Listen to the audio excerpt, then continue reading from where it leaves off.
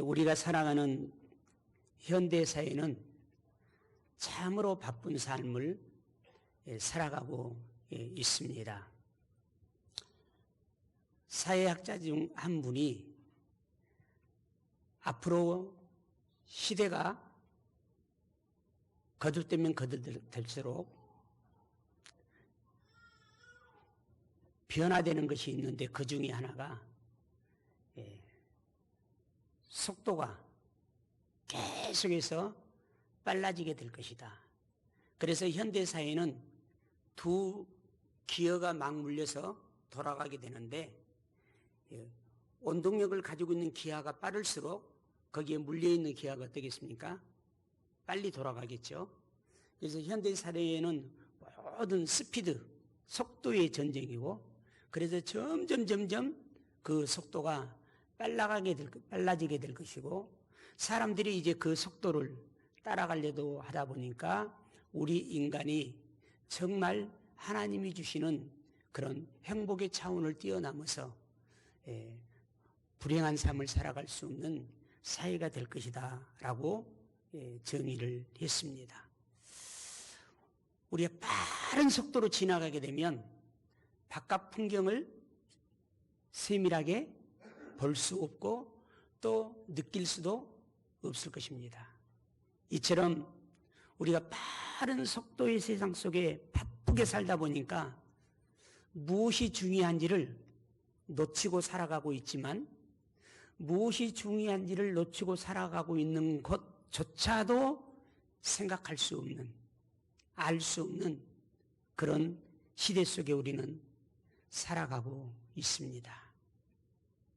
우리도 그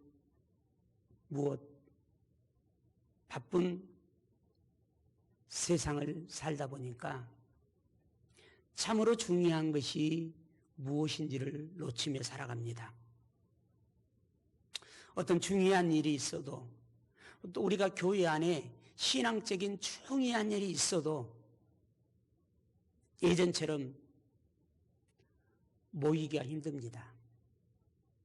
대부분 바빠서 일이 있어서 이렇게 합당한 조건을 제시하지만 사실은 이 시대에 여러분 중요한 가족 모임도 모이기 힘든 세상 속에 우리는 살아가고 있습니다. 진정으로 중요하지 않은 것 때문에 진정으로 중요한 것들을 놓치며 살아가고 있는 시대가 현 시대고 우리들의 후대의 시대들은 우리보다도 더 바쁘게 살 겁니다. 그러면서 더 중요한 것들을 놓치며 살아가지만 그것이 중요한 것이었다는 것을 깨달지도 못하고 세상이 만들어 놓은 이 문화의 고렙이라고 하는 이 기아에 맞물려서 우리는 살아가게 될 것이고 우리의 후대는 더욱 그렇게 살아갈 것입니다. 오늘 본문의 말씀은 예수님께서 요단강에서 세례를 받으신 이후에 공생애를 막 시작한 때입니다. 예수님께서는 공생애를 시작한 그 초기의 사역을 보게 되면 엄청 바쁘게 사셨습니다. 오늘 본문 말씀의 배경에도 가버나움이라고 하는 지역에 해당해서 귀신 들린 사람을 그 귀신을 쫓아내는 사역을 했어요. 영적인 대립을 한다는 것은 결코 쉽지 않는 일입니다. 또 그 하루에 베드로의 장모의 병을 고치셨어요. 또 그날 수많은 병자들과 수많은 귀신 들린 사람들이 예수님에게 몰려와서 그들을 다 온종일 치료하는 사역의 현장에 있었습니다. 아마 예수님이 이렇게 하신 것처럼 우리가 일을 한다면 성공하지 않을 사람 한 사람도 없고 부유함을 누리지 않을 사람 한 사람도 없을 정도로 쉴 새 없이 예수님은 일을 하셨습니다. 만약에 우리 목사가 그렇게 목회를 했다면 부흥한 목회라고 많은 사람들이 이야기할 것입니다. 그러나 예수님은 수많은 사람들이 예수님에게 다가와서 예수님으로 하여금 치료와 고침을 받는 그런 일을 통해서 사람들이 나를 어떻게 보고 또 사람들의 인기의 요구 속에 예수님은 머물러 있지 않으셨습니다. 그 바쁜 와중에서도 그 육체적으로 힘들고 피곤한 그런 상황 속에서도 예수님은 새벽 아직도 동이 트기 전에 조용히 한적한 곳으로 나아가셨습니다. 한낮에 너무나도 힘든 많은 사역을 했기 때문에 쉬시기 위해서 간 게 아니고 아버지 하나님 앞에 홀로 서기 위해서 예수님은 새벽에 제자들을 물리치고 아버지 하나님 앞에 홀로 서는 시간을 갖고 있는 말씀이 오늘 본문의 말씀입니다. 곧 오늘의 말씀은 우리의 삶의 중심이, 우리 신앙의 중심이 어디에 있는가를 묻는 질문의 말씀입니다. 성공한 사람들의 특징 중 하나는 성공한 사람은 어떤 상황 속에서도 우선순위를 정하고 그 우선순위에 따라서 결정하고 살았다는 것입니다. 그래서 아무리 다른 상황들이 벌어져도 그 우선순위에 따라서 그는 살았다는 것입니다. 바로 예수님도 많은 사람들의 다가옴과 그리고 많은 사람들의 요구가 있었지만은 사람들 속에 흔들리지 아니하고 하나님 앞에 홀로 서는 시간을 가졌습니다. 왜냐하면 하나님 앞에 하나님의 은혜와 사랑과 능력을 공급받지 않으면 예수님 안에 있는 에너지가 다 소진돼 버리고 에너지가 다 소진돼 버리면 결국 번아웃돼서 다음 사역을 할 수 없었기 때문입니다. 사랑하는 성도 여러분, 오늘 말씀 앞에서 나를 되돌아봅시다. 나는 과연 사람이 아닌 하나님의 사랑을 바라보면서 신앙생활을 하고 있는지. 우리가 신앙생활을 하다 보게 되면 사람 때문에 사람으로 인하여 시험될 일들이 너무나도 많이 있어요. 신앙의 연륜이 쌓여가면 쌓여갈수록 그리고 우리 공동체를 섬기는 여러분의 포지션, 위치가 리더의 자리로 가면 갈수록 사람들 때문에 시험될 일들이 너무나도 많습니다. 그런데 우리 인류의 역사에서 사람들에게 가장 좋은 일을 하고도 사람들에게 가장 많은 시험거리를 당하신 분이 누굴까요? 예수님이셨어요. 그러면 사람 때문에 넘어지고 사람 때문에 시험당해서 신앙을 주저하고 하나님께 나아가는 것을 주저하고 하나님이 주신 이 사역을 주저해야 될 분이 누구셨어요? 예수님이셨어요. 그런데 예수님은 단 한 번도, 단 한순간도 자기를 공격하고 죽이고 비난하고 멸시하고 채찍을 때리고 침을 뱉고 모독하고 하는 자 앞에서 사람으로 인하여 사람 때문에 단 한순간도 단 한 번도 예수님은 시험에 빠지지 않았습니다. 우리가 사람 때문에 시험 들고 있다면, 사람 때문에 내가 신앙이 주저되고 있다면, 사람 때문에 하나님이 내게 주신 사명의 일을 감당하지 못하고 있다면 오늘 말씀을 통해서 나의 신앙을 되돌아봐야 됩니다. 나를 구원하신 예수님을 믿는 신앙생활인가? 나를 구원하신 예수님을 신뢰하고 의지하는 신앙생활인가? 아니면 기복 신앙생활을 하고 있는 샤머니즘적인 신앙인들처럼 사람을 의지하고 자연 환경을 의지하고 있는 신앙생활을 하고 있는지 내 자신의 신앙의 본질 근본을 되돌아봐야 됩니다.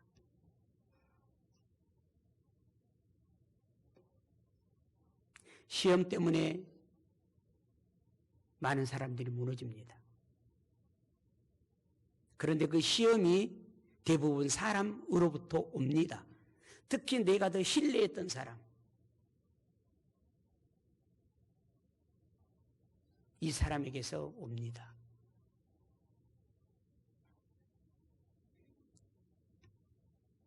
오늘 본 말씀은 예수님도 시험거리가 많이 있었을 텐데, 예수님도 사람들 때문에 시험에 걸러 넘어질 수 없는 상황이 수도 없이 있었을 텐데, 왜 예수님은 시험에 걸리지 않고 시험에 들지 않고 그 시험을 이겨냈을까라고 하는 것이 오늘 본문의 핵심 주제입니다. 여러분, 오늘 본문을 보면서 발견을 하셨나요?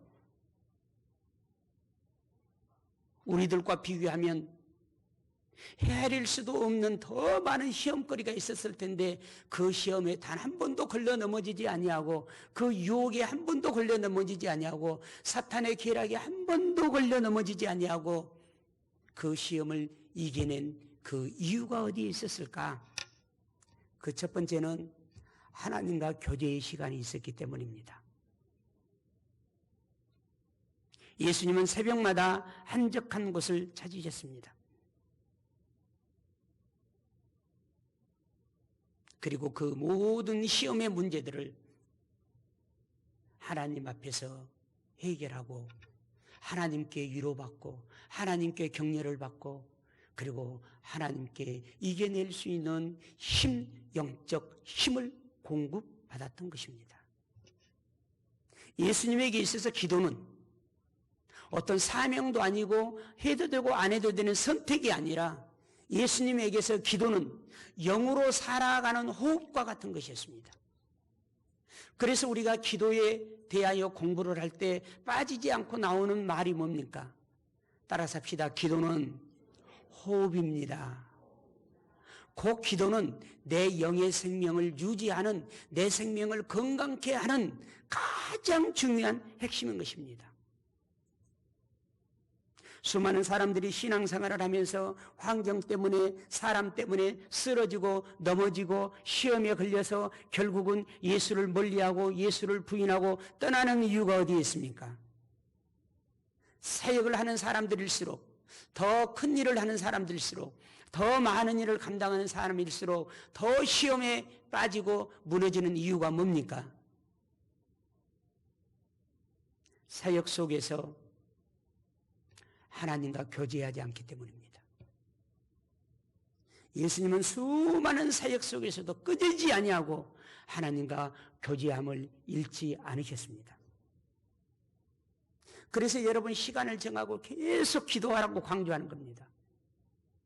여러분 평소에 기도하지 않은 사람은 반드시, 제가 이 단어까지 쓸게요. 평소에 기도해야 될 때 기도하지 않은 사람은요, 절대로 시험을 이길 수 없습니다. 이길 능력이 없기 때문입니다.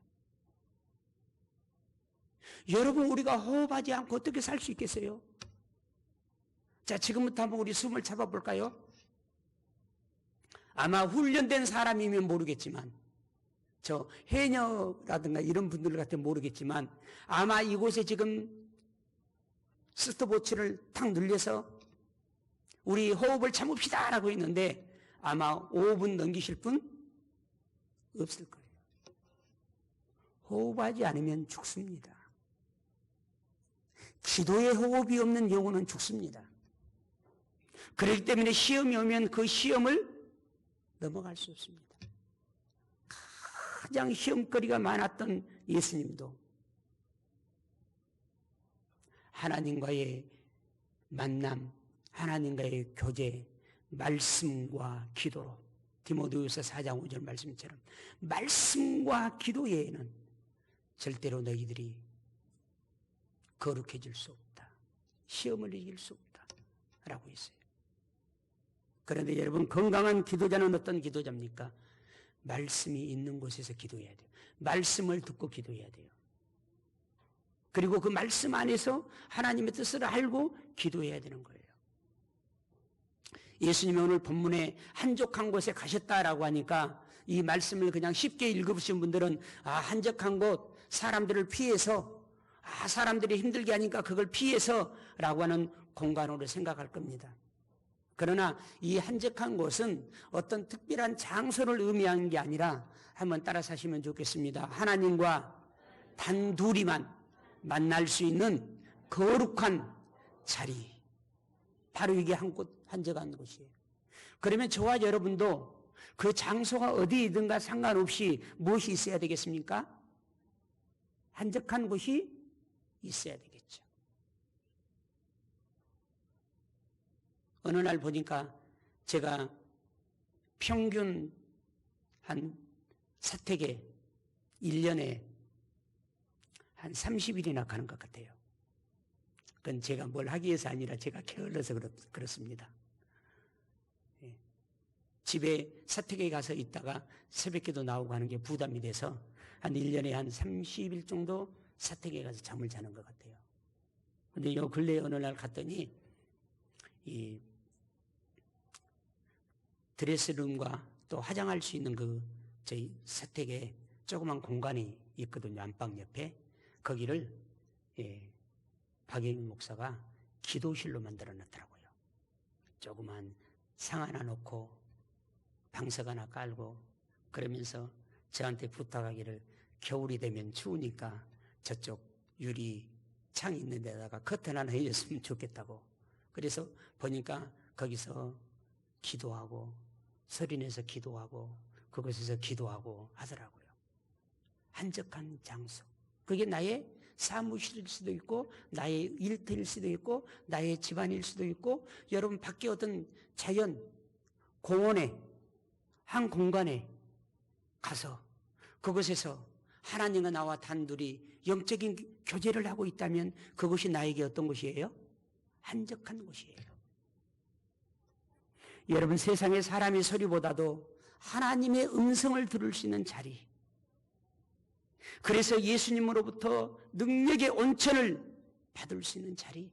하나님으로부터 사람의 위로가 아니라 하나님의 위로를 받을 수 있는 자리. 하나님의 격려를 받을 수 있는 자리. 사람의 말 한마디에 용기를 얻는 게 아니라 하나님이 주시는 음성을 통해서 내가 너와 함께한다라고 하는 이 음성을 통해서 힘을 얻을 수 있는 자리. 애로움의 자리가 아니라 충전의 자리. 하나님이 나와 함께하고 계심을, 하나님이 나를 사랑하고 나도 하나님을 사랑하고 있다는 것을 재확인할 수 있는 자리, 이 한적한 자리, 시랑의 자리, 그 자리에 하나님 앞에 홀로 설 수 있는 저와 여러분이 되기를 바랍니다. 사람에게 휘둘리는 것이 아니라, 어떤 환경 때문에 흔들리는 것이 아니라 조용히 나를 사랑하시는 하나님과 만날 수 있는 한적한 자리를 가질 수 있는 저와 여러분이 되시기를 바랍니다. 마태복음 6장 6절 말씀에도 이렇게 말씀하지 않으셨습니까? 너는 기도할 때에 내 골방에 들어가 문을 닫고 은밀한 중에 계신 내 아버지께 기도하라 라고 있습니다. 우리 사랑하는 성도 여러분들, 그것이 어떤 장소인 것이 중요한 것이 아니라 하나님과 내가 홀로 만날 수 있는 장소, 한적한 곳, 곧 하나님과 교제함으로 말미암아 어떤 사람으로부터 오는 시험도 이겨낼 수 있는, 어떤 마귀의 계계도 이겨낼 수 있는 하나님의 사랑을 증가하는 능력 있는 우리 사랑하는 성도 여러분들이 되시기를 바랍니다. 두 번째는 예수님의 홀로 서기는 예수님에게 어떤 넋두리하고 나의 아픈 상처를 덜어내고 치료해달라고 이야기하는 무언가를 요구하는 자리만이 아니었습니다. 그러한 치유와 회복의 은혜를 구하는 자리이기도 했지만 두 번째 예수님이 홀로 섰던 그 자리는 사명을 재확인하는 자리였습니다. 시몬과 제자들이 예수님을 찾아와서 말했습니다. 선생님, 모든 사람이 주를 찾습니다.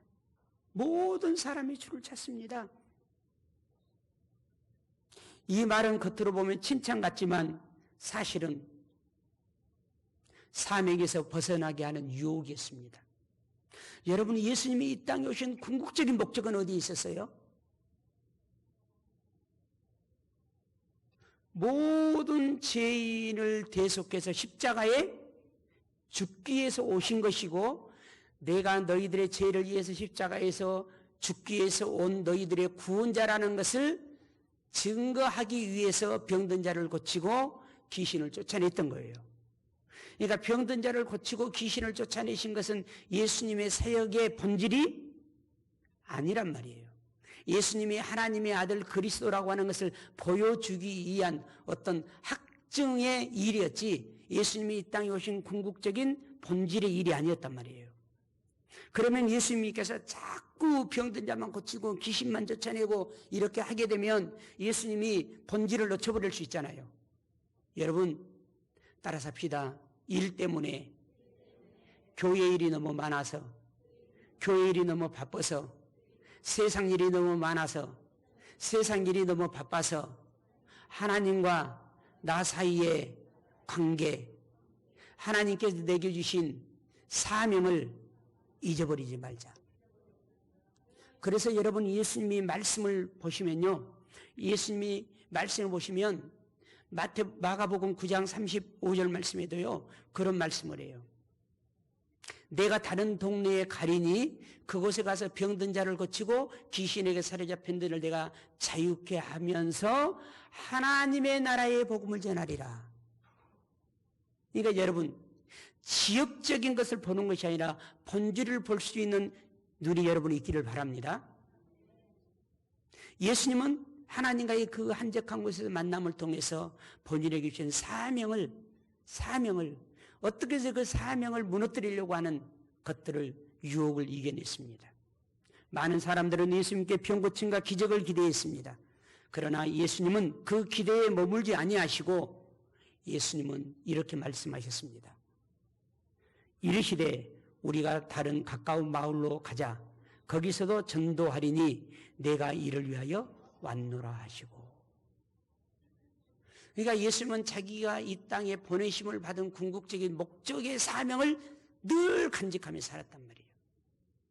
오늘 우리 한수만교회 사랑하는 성도님들이 익히 하나님이 나를 택하시고 구원하셔서 하나님의 자녀 삼아주시고 내게 주신 사명, 곧 우리가 인생을 올바로 살려면, 사명은 살려면 소명과 사명을 알아야 돼요.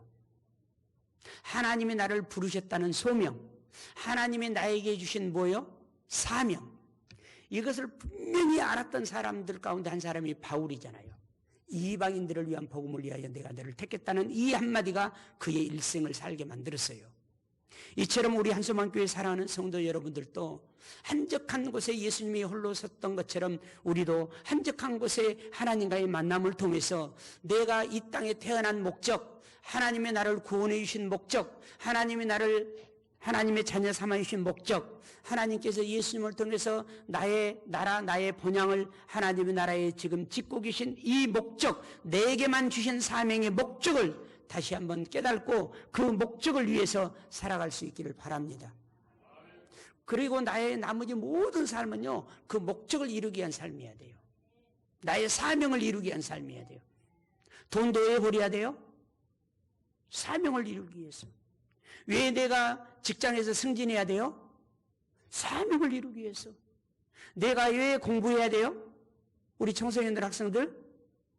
사명을 위해서. 잘 먹고 잘 살고가 위해서가 아니야.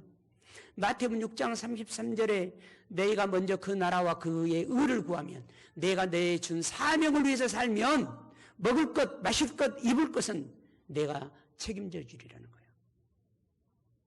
여러분, 먹을 것, 마실 것, 입을 것을 뛰어넘어 사명을 위해서 사는 여러분 되시길 바랍니다. 우리 청소년들, 우리 청년들, 어떤 배우자를 만나야 되느냐? 여러분, 어떤 배우자를 만나고 싶어요? 좋으니 예쁜 이성? 막 사회적으로 퀄리티가 있는 이런 사람?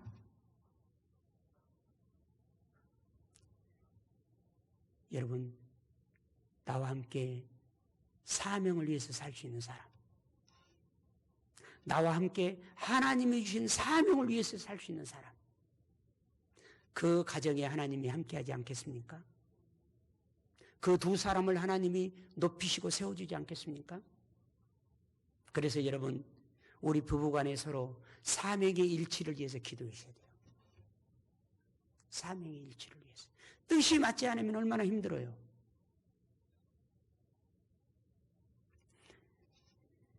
여러분, 세상의 소리보다 하나님이 내주신 뜻, 하나님의 사명을 여러분 붙잡으십시다. 기고도 가운데 예수님은 우리 인간과 똑같기 때문에 얼마나 힘들었겠어요. 얼마나 그만두고 싶었겠어요. 그때마다 예수님은 홀로 하나님 앞에 한적한 곳에 가서 자신의 사명을 다시 한번 확인했습니다. 마지막 때에도 확인하잖아요. 겟세마네 동산에서 가서 하나님 아버지, 이 잔을 마시기 힘이 듭니다. 이 잔을 마시지 않으면 안 될까요? 내가 십자가에 죽지 않으면 안 될까요? 나 힘들어요. 이 십자가 지기 힘들어요. 나 지기 싫어요. 어떻게 앉을 수 있는 다른 방법이 있으면 그렇게 해주세요. 라고 외쳤습니다. 그러면서 마지막에 뭐라고 기도합니까? 아버지, 내 마음은 이런데요. 내 마음은 하기 싫은데요. 내 마음은 참 이곳에서 벗어나고 싶은데요. 내 마음은 먹자 먹냐 내려놓고 싶은데요. 내 마음은 그거 내가 지금 일하고 있는 거 교회 안에 너무나도 일이 많아서 이거 내려놓고 싶은데요. 나 정말 힘들어요. 그러나 아버지, 내 뜻대로 마옵시고 아버지의 뜻대로 내가 행할 수 있도록 나를 도와주세요. 라고 기도했습니다. 바로 이것이 한적한 곳에서 기도하는 사람이 그 기도의 자리에서 십자가를 지기 위해서 일어나는 예수님의 모습과 같이 내게 주신 사명을 위해서 다시 일어서는 것입니다. 오늘 여러분 혹시 시간이 되신다면 고린도후서 11장을 한번 읽어보세요. 바울이 그 사명을 감당하기 위해서 얼마나 힘들었는지. 그런데요, 복음 전한다고 돌로 쳐서 죽여서 죽은 줄 알고 가만히로 덮어놨는데 바울이 거기서 빚도생이가 돼서 겨우겨우 일어납니다. 일어나면서 뭐라고 했게요?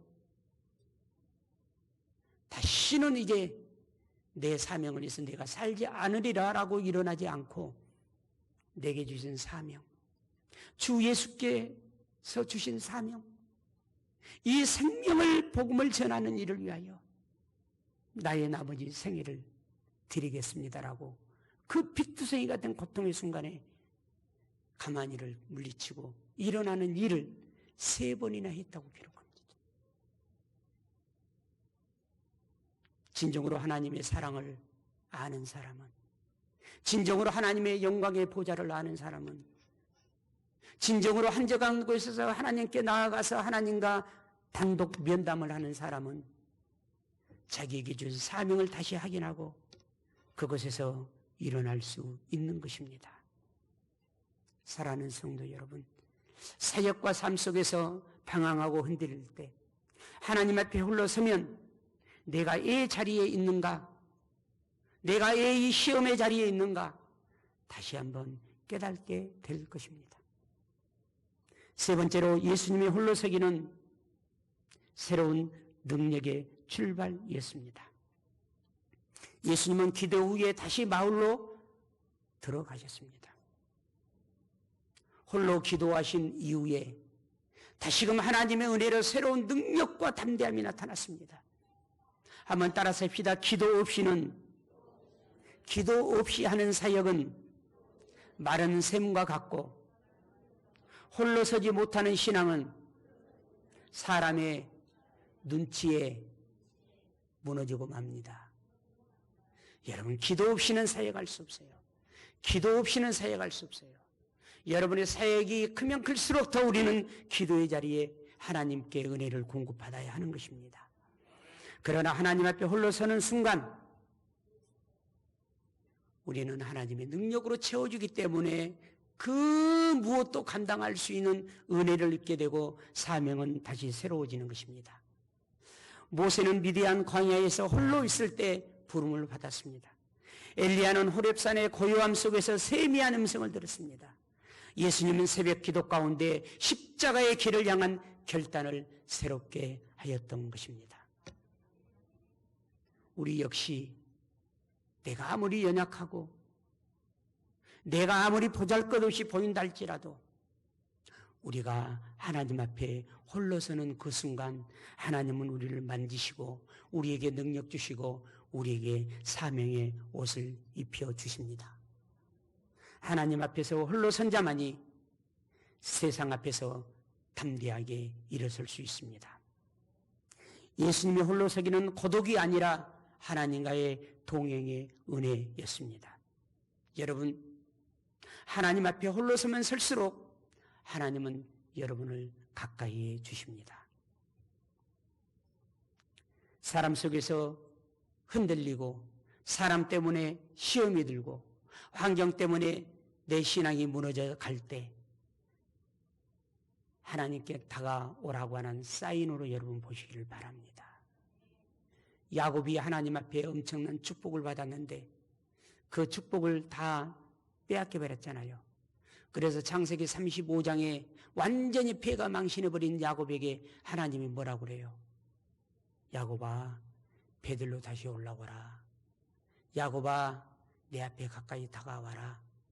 라고 이 음성을 듣고 야곱이 정말 할 수 없는 상황, 일어설 수 없는 그 상황 속에서 하나님의 음성을 듣고 베델로 올라왔을 때 하나님께서 야곱의 이름을 이스라엘로 바꿔주시고 이제 앞으로 너를 추격하는 자가 없을 것이며 너를 무너뜨리는 자가 없을 것이며 내가 내게 준 복을 빼앗을 자가 없을 것이라고 그를 회복시켜 주셨고 그 야곱에게 하나님의 약속의 말씀이 그대로 이루어졌음을 우리는 창세기의 실제적 역사를 통해서 다 알고 있습니다. 하나님은 우리를 부르십니다. 우리를 만나서 회복시키려고 부르십니다. 여러분, 한족한고 말씀과 기도의 자리에 설 수만 있으면 여러분은 회복되고 살아납니다. 하나님과의 만남에 한적한 말씀과 기도의 자리에 서서 다시 한번 우리 한소망 공동체에 주신 사명을 위하여, 여러분 가정 목장 교회에 주신 사명을 위하여, 여러분 각 가정에 주신 사명을 위하여, 여러분 한 개인에게 주신 하나님의 사명을 위하여 다시 세상을 향하여 힘있게 나아가는 우리 한소망 공동체가 되어지기를 바랍니다. 오늘 말씀을 보면서 나의 한적한 곳은 어디입니까? 여러분의 바쁜 하루 일정 속에서 하나님과 단둘이 만나는 시간을 정하십시다. 두 번째는 사람의 기대보다 하나님의 뜻을 붙잡고 있습니까? 홀로 기도함으로 사람의 소리가 아닌 하나님이 내게 주신 그 은혜의 보좌, 하나님의 사명 앞에 여러분의 인생의 시선과 방향을 둘 수 있는 여러분이 되시기를 바랍니다. 오늘 가슴에 손을 얹고 두 가지를 생각해 봅시다. 나의 한적한 곳은 어디인가? 나는 하루하루 하나님과의 단둘이 만나는 장소 시간이 있는가? 그리고 나는 혹시 사람을 기대하고 사람을 의지하고 사람을 바라보고 있지는 않은지 이제부터 하나님의 뜻을 붙잡게 하여 주옵소서. 이 시간 기도하십시다.